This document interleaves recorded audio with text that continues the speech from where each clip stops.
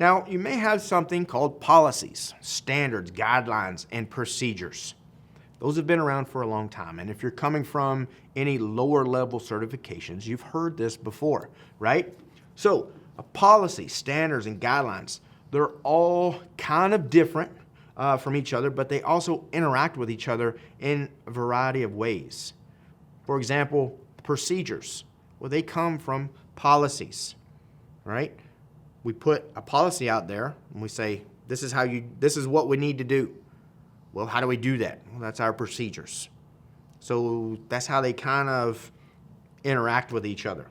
So to successfully develop and implement information security policies, standards, guidelines, and procedures, we have to ensure that our efforts are consistent with the organization's missions, goals, and objectives. And I mentioned that just a little earlier. We have to align ourselves with what the business does. We can't go in there and create a policy that says, no, you can't do this, because that's a critical business process to meet the goals and mission of the business. We can't cut that off. We can't stop that, because now the business can't function. We can't make money. We can't survive. The business is going to go out of business. So it's not good for anybody. So we have to make sure that we're playing a balancing act is what it is. We have to meet our goals as security professionals, because we have goals in mind, right? We have objectives that we need to meet. I want to lower the risks. I want to stop the threats, plug the vulnerabilities. That's my goals. How am I going to do it? Well, I'm going to do X, Y, and Z, but I can't have X, Y, and Z overlap business processes A, B, and C. So some policy types let's talk about real quick. First one being senior management. Could be senior management policy. This is a high-level management statement of an organization's security objectives, what it is we need to do. Could be organizational and individual responsibilities. Well, this is what we're going to do. Who's going to do this? Could have our ethics and our beliefs in there as well, and general requirements and controls of what we're going to put in place. We could have a regulatory policy. This is highly detailed and concise policies, usually mandated by federal, state, industry, or other legal requirements. So if you think of a regulation, you may want to think of legal requirements. Federal and state, city, local requirements they have for your particular organization or your particular company. You could have advisory policy types. Now, these are not mandatory, but they're just kind of highly recommended, right? Like a guideline. Often has specific penalties or consequences for failure to comply with, though. Now, most policies fall into this category where they're advisory. They just say, this is the way things really need to be done. Now, when it comes to not following a policy in an organization or a company, we could have penalties, consequences, like an acceptable use policy, right? That's an advisory policy for your employees or for everybody. I know when my children started high school, they had an acceptable use policy for the school's computers, right? That's an advisory policy of what they can and can't do. And if they do this, surfing somewhere they're not supposed to, or your employees are on social media, those social networking sites, when they're not supposed to be, what could be the consequences? Well, you may get a warning, right? It'll slap on the wrist the first time, suspension the second time, termination the third time. Or you could be more stringent, termination right out of the gate, depending on what organization you work for, right? Could have informative policy. That one's probably pretty self-explanatory. That informs, right? An informative policy, it only informs. No explicit requirements for compliance. It's just like, this is what this is about. This is an information policy, not an advisory or regulation or regulatory policy where you have to meet these, or you really should meet these policies, because if you don't, there could be consequences. Now, when it comes to security roles and responsibilities, whose job is it for security in an organization? What do you think? That's right, it's everybody's responsibility. It's not just mine as a security professional. It's not just the chief information officer's job. It's not the IT director's job. It's not the security analyst. It's everybody from the top down. Yes, we need the CIO involved if we have one. We need the IT director involved. We need security analysts involved, the security managers, security professionals, all the way down to our end users. And beyond that, I'll even take it one step further. Any contractors we have, outside vendors, consultants, they all need to be part of our security because they're in the building. They have access to whatever. They need to follow our security policies. And we're going to talk about that some more too. So every end user is responsible for understanding the policies. We need to make sure that, we can have this advisory policy in place, but do the users understand that? And at the end of this domain, when we're talking about security awareness training, we want to hit that hard. Because you can have the best written policy ever, but if nobody understands it or they have not been trained on it, but they're expected to follow it, to me, it just doesn't make sense. So we need to make sure they understand the policies and then take it one step further and understand the procedures that are going to be applicable to their particular job function and making sure they're adhering to any and all the security controls expectations that we have in place. So we have a policy that says you cannot do any online shopping throughout the workday, right? So that's our policy. Make sure they're adhering to those security control expectations.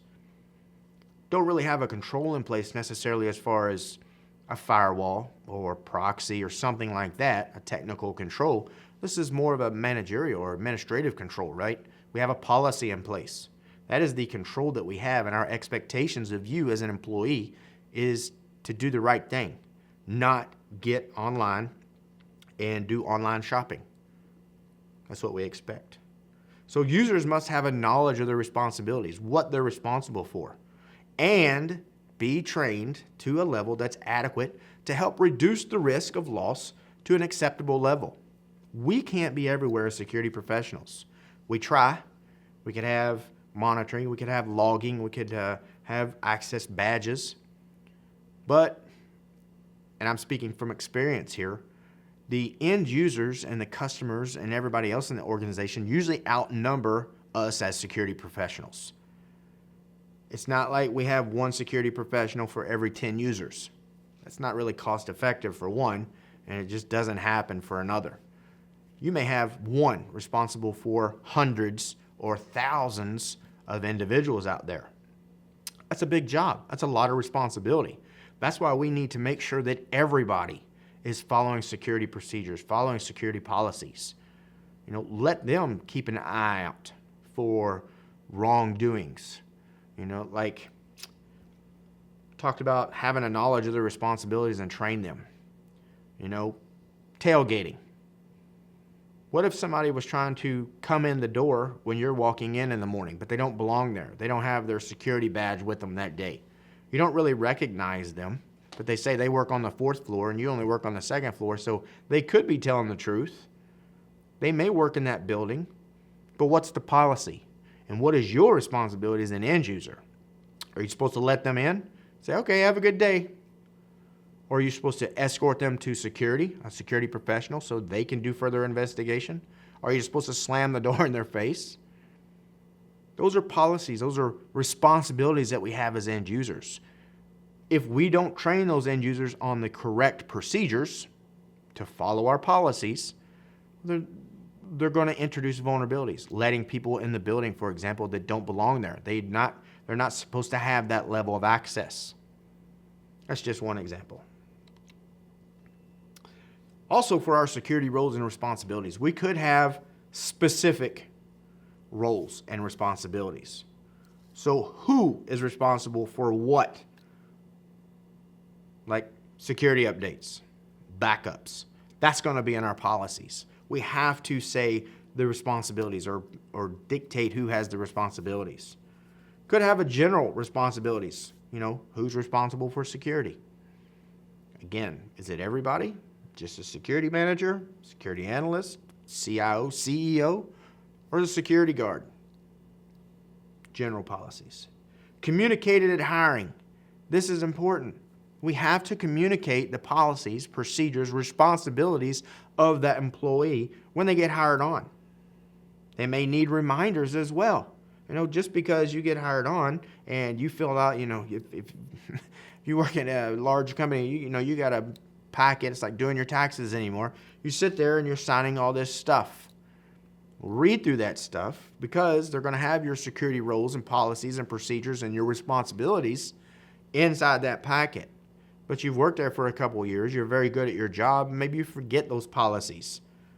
That security policy. You jumped online for 10 minutes and, because you got a text message from your significant other that said, try to go to the grocery, bank card's not working. So you might flip out for a second, right? Jump online for your banking and see what the balance is, see what's going on. Is that against policy? Maybe not. Some organizations have stricter policies than others, but you may not think about it. You may not remember because you signed this stuff 2 years ago. Now there's an emergency. To you, it's an emergency.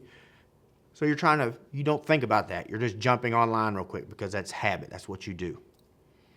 So we need reminders, continuing education and awareness training for employees. Don't just set it and forget it, if you will. We want to set it at the beginning, let them know what's going on, but constantly remind them. And I'm not saying go by their desk every day, stay off social networking. That's not what I'm saying. I'm saying every summer, new school year rolls around or whatever, maybe in the fall, close to the holidays or right after the holidays. Have a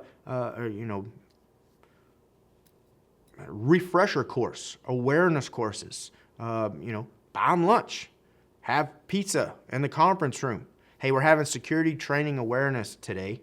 We need you to come in from 11 to 12. Lunch is provided. Come in and watch this seminar.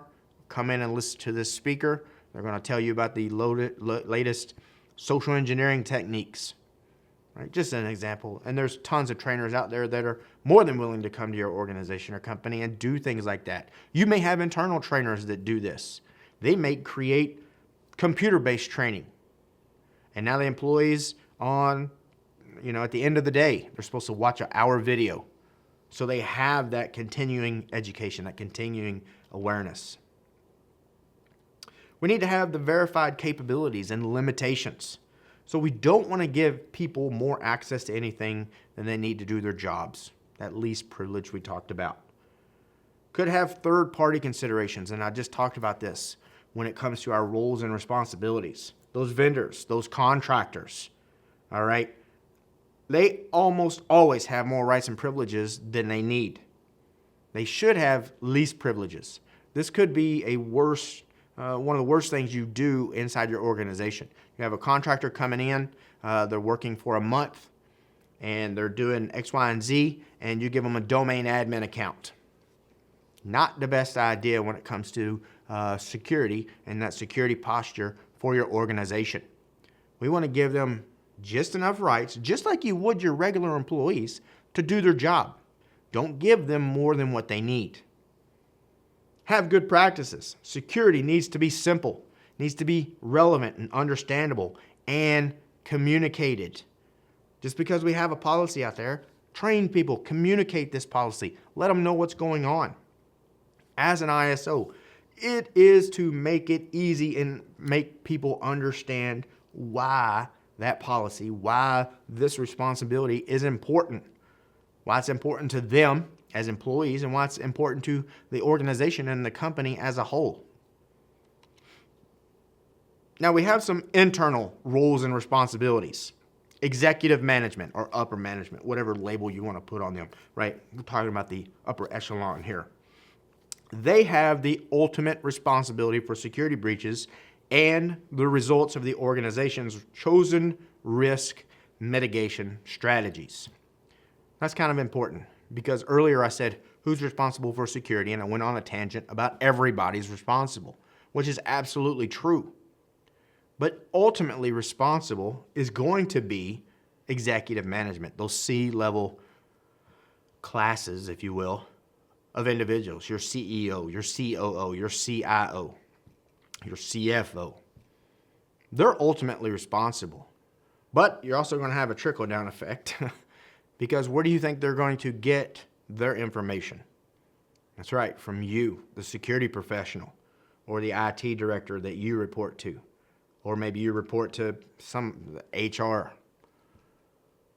They're going to get that information from somewhere because, again, you're the technical expert. You're the subject matter expert on security, not them. So they got their information from you. Now, when it comes to, litigation or something like that against a company, yeah, they're going to take the brunt because they're ultimately responsible. But again, it's going to trickle down. We have information system security professionals or information security officers, information security professionals. Those are us, right? This is us. Unless you're a CIO or something like that, we are the information security officer or the information security manager or, security professionals, right? All synonymous. Usually when you're walking around with people, that's the security guy, right? That's the computer security guy. They have no idea what your official title is. So they're just going to call you the IT guy or the security guy. He's the one that makes the policies and makes us follow the rules, things like that. Now, executive management can only make those decisions if they get good advice coming from us. So we're the ones that they rely on for sound advice and sound guidance. So we have to know what we're talking about. And again, be able to speak the language. We're going to be responsible for designing, implementing, the management, review of the organization's security policies, standards, baselines, procedures, guidelines that we set out, things that we probably should do. This is what we should do, right? That's a guideline. We're going to set all that. We have to have buy-in for executive management. Again, that's why we have to establish that rapport. Get that relationship between your business entity and the organization as a whole. Get their ear. Get them to listen to you. Now, I'm not saying just feed them whatever you can, okay? But give them relevant information to make sure the company is successful. We could have developers. We may have developers as an internal role. These are our system designers, our programmers. We talk about software developers all the time, right? They sit there, they develop our applications that we use or our apps for our phones, our tablets, and things like that, right? That's an internal role. We have to think about security when it comes to software development and the software development lifecycle. Could have custodians and operations staff. Sure, I'm sure we do. These are the people that maintain our systems. They have internal roles and responsibilities as well when it comes to security, right? If you have a custodial staff, right, they maintain the physical perimeter of the building, inside and outside, I should say, right? They keep things clean. They keep everything looking nice. That's a very hefty job, but it's also a very good one for security. These are the people that I always get on my side first, as the custodial staff and operations staff, like administrative assistants or secretaries or whatever label you want to give them, because they know the ins and outs of the business probably more than anybody. They're always walking around. They're the first ones people come to ask questions. They know a lot about the business or your organization and the ins and outs of what's going on.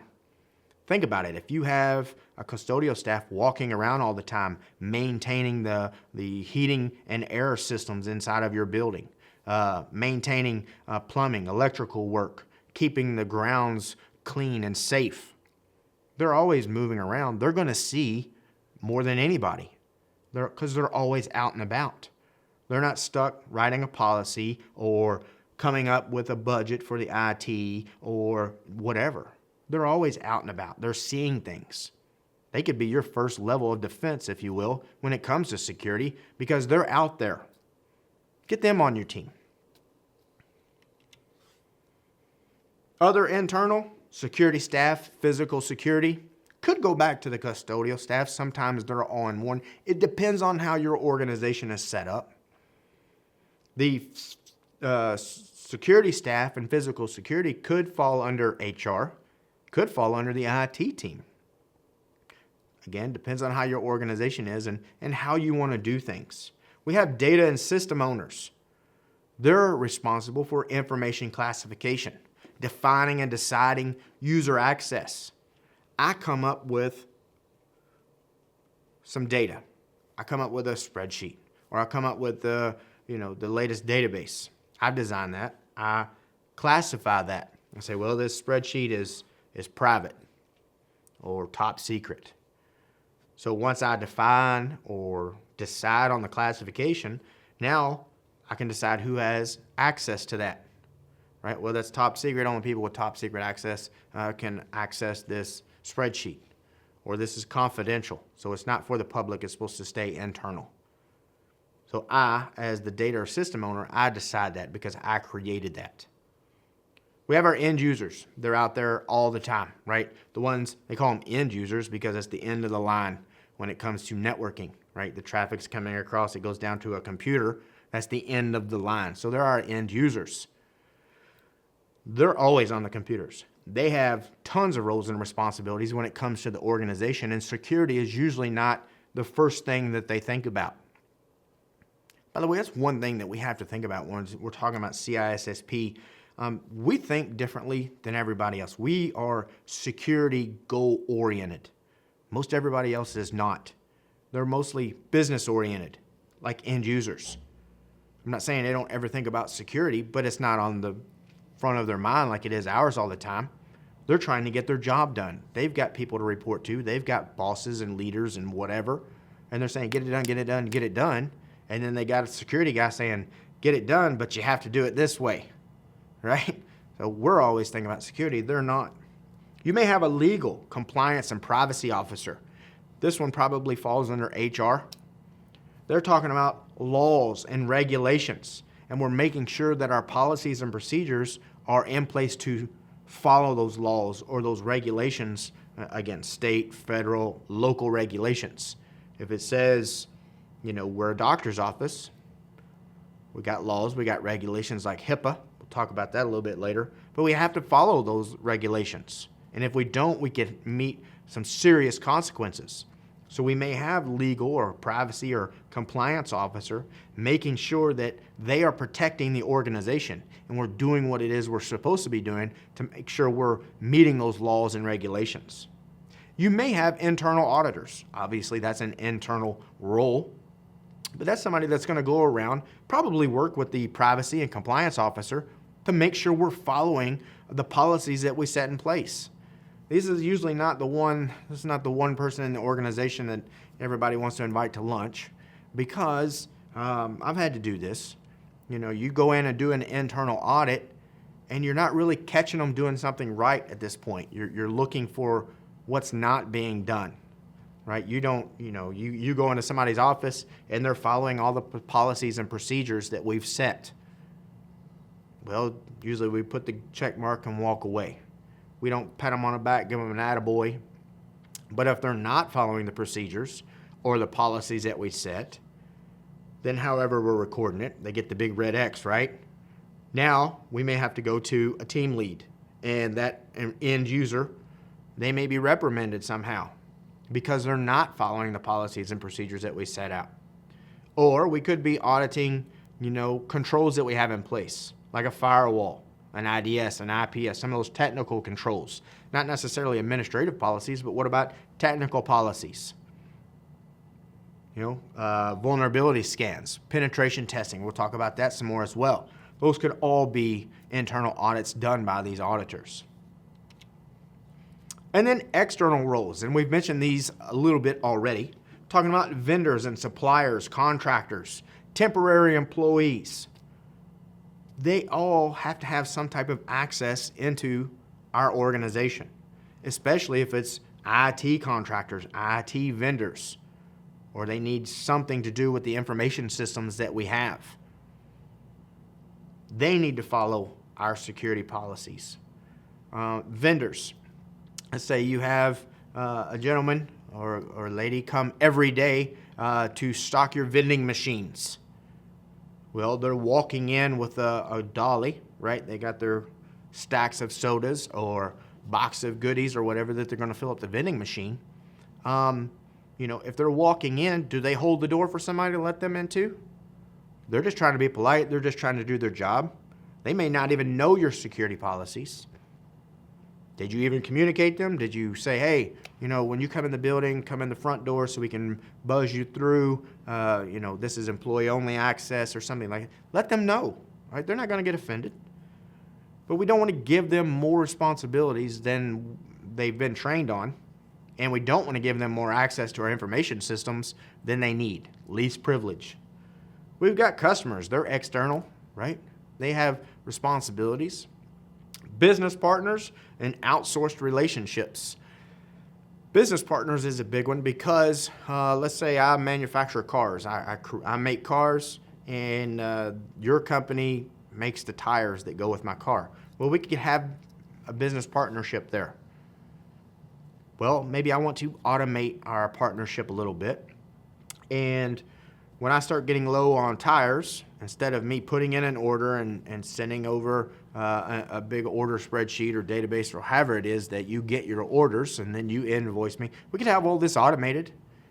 I may give you certain rights into my infrastructure. You can see, oh, your inventory is getting low. Well, let's auto ship over 500 tires. And then the invoice automatically comes over for it as well. So we can have all of that automated. When we talk about that automation, we could be talking about cloud services, could be some outsourced relationships there, but they have to be in our system somehow. Again, least privilege. Don't give them more permissions than they really need to do their job. Now, in order for all of this to do its job, for security governance, to make sure that we're staying in compliance and following our policies and our procedures, standards, baselines, guidelines that we've all set out, we may have some control frameworks. Right? We have there's tons of them out there, but we can have frameworks in place, and we find the one that meets our organizational needs on how we can do things and what it is that we're going to do. So we have a framework in place to manage this governance, or maintain the governance, I should say. We really manage it. This just kind of keeps us in line, right? If we have a framework of how something's supposed to be done, then we don't have to come up with it on our own. We see the framework and we start merging it together with our organization, and we take the way we do things and make it work with that framework that meets our needs. Now, most frameworks are consistent. All right, so a governance program must be consistent in how information security and privacy is approached and how it's going to be applied. It needs to be measurable. All right, the governance program must provide a way to determine progress and to set further goals. So if we set a goal and we're meeting that goal consistently, let's try to do a little bit better, right? We talked about evolving earlier, talked about getting better. Let's bump up the bar, if you will, or raise the bar a little bit. So then see if we're meeting those goals. That way we can measure what's going on. We may be standardized. So results from an organization or part of an organization can be compared in meaningful ways. So we can have that standardization. They say, well, you're not meeting the standard. We need to see what's going on and try to raise you up to the standard. It needs to be comprehensive. All right, so the framework that we are going to select, whichever one, needs to cover the minimum legal and regulatory requirements for your organization. And that's what I was talking about earlier. There's all kinds of frameworks out there, but we have to find the one that meets our organizational needs. It needs to be extensible to accommodate additional organization-specific requirements as well. Because we may not find a framework that meets everything that we need, it does need to be extensible, where we can kind of bend it and flex it a little bit to meet our needs a little bit better. And having a modular framework, that's more likely to withstand the changes of an organization, because we're always changing, trying to get better.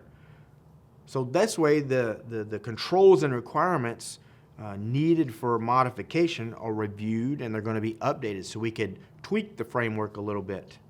Because we're going to get better, we're going to have to make our framework a little bit better. So a modular framework would work out a little bit better. So our framework needs to be consistent, measurable, standardized and comprehensive and modular.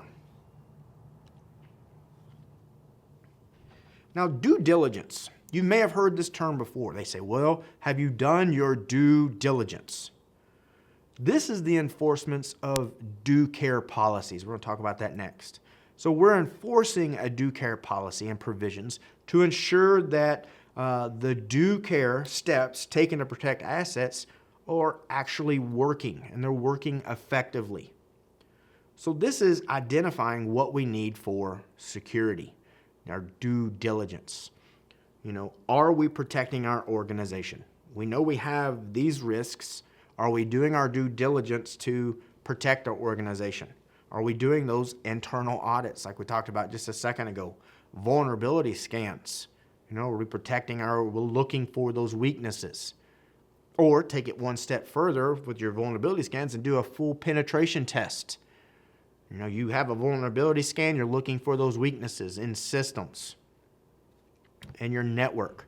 Well, now that we found those weaknesses, can we exploit those weaknesses? That's the penetration test, right? We're actually seeing the hole. Now let's see if we can jump through the hole and compromise the network or compromise our systems, right? You can do internal penetration tests on your own companies as long as you get upper management buy-in. You can do your own penetration testing to see where your weaknesses are. You could do it at your home for that matter, right? I know a lot of IT guys, IT professionals, security professionals, network admins, system admins, they've got quite a few systems at their own homes. I know I do in my home office. I can do my own vulnerability scan, my own penetration test to see where my weaknesses are in my own infrastructure. It's just a good stepping stone if you don't feel comfortable doing it in your own organization yet or organization that you work for. And then due care. So exercise the care which ordinarily is prudent and reasonable persons would exercise under the same circumstances. So are you doing what you're supposed to be doing to protect our company, right? Now, you may be under legal obligations to do the right thing. So due care is doing the right thing. We do our due diligence, we put something in place, but due care is, well, we said we need that control, but are we actually doing it? Right? We put this policy in place. That was our due diligence. Now, are we doing our due care and following the policy? Are we doing what it is we're supposed to be doing? Right? As a security professional, it's my due diligence to say, we need this security policy, we have this control in place, and this is this, and this is this. But it's the end user's responsibility, and mine as well, to do due care and follow the policy, follow the controls, not try to hack this in systems internally or be a disgruntled employee and put a logic bomb and things like that. We want to make sure we're doing the right thing. Now next, we're going to continue on with Domain 1, starting with compliance.